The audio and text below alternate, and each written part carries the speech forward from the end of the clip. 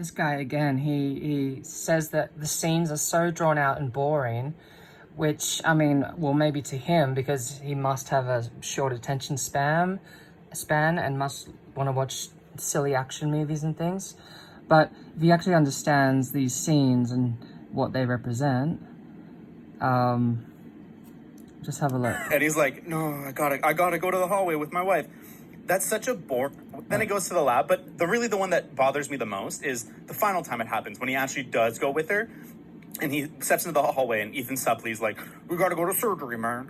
And he's like, no, I gotta go to the hallway with my wife. That's such a boring scene. In a better movie, that would be so trippy. They would like have the hallway be like geometrically impossible. They would have like cool cuts. It's just one shot of him. He just wants like special effects and cool cuts and random things like that.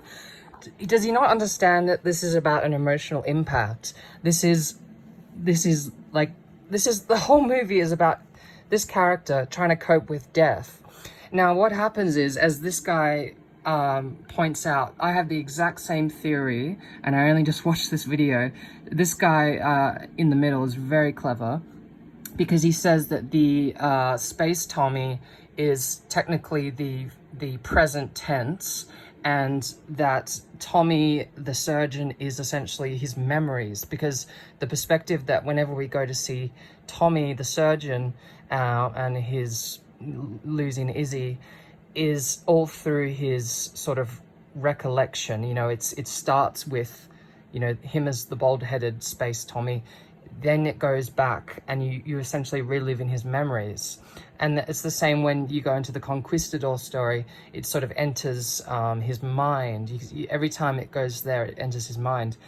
So what he just said about the final scene, which is a really important scene, please, this is spoilers if you haven't watched it, but he looks... Is he? And actually, I want to go back a little bit more, because it's sort of like in the movie... Come on, Tommy. He's Izzy. In the movie, he has these like revelations. This is what, like, the movie, it's so focused on his eyes, because he'll look up and he'll have this revelation. It's almost like the future or the present tense is communicating with his past self. It's like almost through another dimension. It's this spiritual connection, and you'll see it in his eyes now. I'm sorry. I am. I'll see you tonight, okay?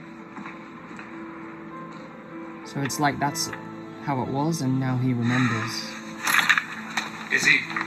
He sort of remembers. Dr. Creel, Antonio's on his way back. Donovan's open and ready. His vitals are steady. Come on, let's go.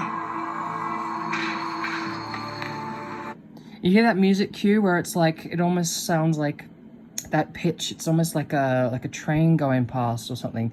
And that's the idea that this memory, he remembers that he is in the spaceship, essentially going into the nebula. He's experiencing the future at the same time. So he's somehow rewriting his past, maybe through, you know, there is a paradox here, like they point out in the video.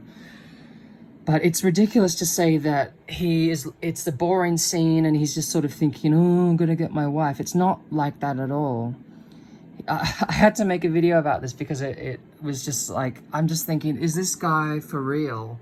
I mean, it's fine to not like the movie, but it's just like all the negative reviews this movie got seems to be people saying, you know, from like Idiocracy, oh, I want to watch action space movie, but instead I got, it's boring. You know, it's not boring in my opinion. It's very clever, and it's very impactful and very emotional. Dr. Creel, where are you going? And you know, even the other characters sort of confused, because this is not what was supposed to happen essentially in the timeline.